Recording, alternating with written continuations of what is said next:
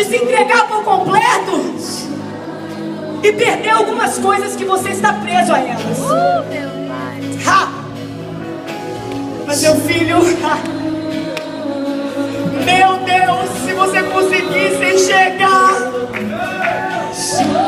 com os seus olhos espirituais o que você é diante de Deus, meu Deus, talvez nessa noite você não consiga enxergar por completo, mas nós estamos enxergando por você.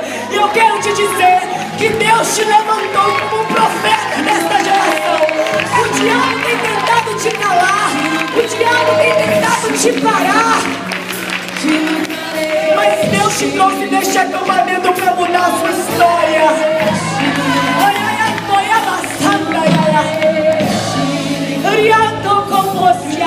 Pai, tudo aquilo que o diabo tentou roubar dele, porque eu vejo o diabo, ó, tentou tomar dele para a esperança,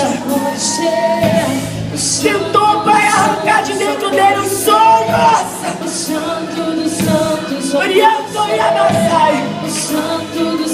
Deus, ó, Deus te dá tudo de volta nessa noite. Deus te dá tudo de volta nessa noite.